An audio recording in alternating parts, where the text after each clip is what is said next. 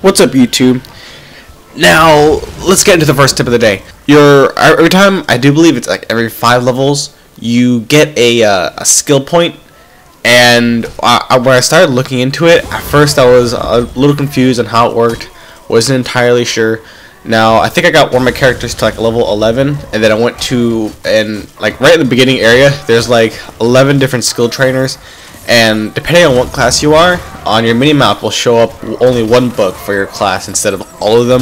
And it will show you the correct skill trainer that you need to go to. Like if you're an elementalist, then it'll show you the elementalist trainer. And so it works entirely different. You have to, when you hit level 11, the only way to like use your skill points that you've earned, that like like the little skill challenges all throughout the whole game.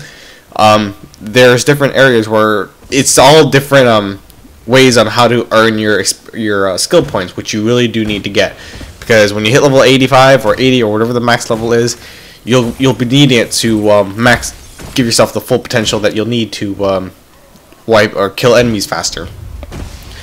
And so then once you've earned your skill points, you have to go to this trainer, and you have to there's like 3 or 4 different books that you need to learn, all which you need to purchase so that you can get to the next tier, so you can use your points. So it's really just constantly managing your points. Now, I'm not entirely sure if they said that you'll be able to rearrange your points like for free, but I'm really hoping that it is like that, just because the first year of World of Warcraft, where you only have one set of abilities, and then if you wanted to change them up again, you'd have to go right back into town, and then you'd have to spend the money to reset your town points just to, and that to me, that's just a lot of work. And I'm really hoping that they have the exact same idea to where you can reset your abilities whenever you please, just like in the first Guild Wars, where every time you were in town, you were able to reset your points depending on how you wanted to play it. So hopefully they have that exact same concept. It would be really good. It'd be a great idea, and it's just simple for everyone. Now let's get into what I would like to talk about. The other day, I went and saw the 5-year engagement with my girlfriend, and I actually would like to say I really did enjoy the movie. As much as a girly movie as it was, I did actually have a lot of fun. The guy, I can't remember the name of the guy, but he was really funny. I mean, there's a lot of quirky jokes and simple stuff like that. Also, like, arrange my schedules to where I can have time to play as well as edit, and spend time with my girlfriend as well, which is actually a lot of work.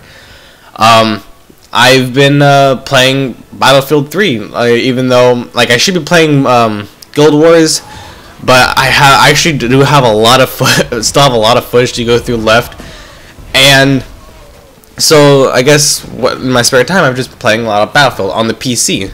I do have it for the Xbox, but it's just not as, I don't know, I guess it's a little different. I mean, because the mouse and keyboard, it does take a lot of skill. And the other night, I got to play against one of my favorite commentators, and his name is Pwnstar. Like, every time he killed me, I was like, oh my god, I freaked out. And there was a few times where I did get the drop on him a few times, but there's still, it was a lot of fun. And oh my god, he's a beast. I mean, I've seen a lot of other good players, but every match that I was pit against him, he would just top of the leaderboard almost every single time, and that it made it hard for me to play, just because I was trying to compete against him. But no matter what I did, he was just naturally better. Just because I knew he's been playing on the PC for a while now, and I haven't been playing FPS on PC. I'm not that good at it. My aim is a little bit off. As some of you may know, I do have a little bit of a twitching problem. So like if things start to get intense for me, or like I have a lot of stress on me, my body just starts naturally to twitch, to where I can't control what may happen. Sometimes I drop things. Sometimes I freak out. And so since I was facing one of my favorite commentators, I was getting really twitchy, no matter what, and every single time I always majority of the games I would lose. Yeah, so I was starting to have a lot of fun, and then after a few games he left, and I was starting to get back into the groove of things again. and I was able to. I was actually able to start doing good afterwards.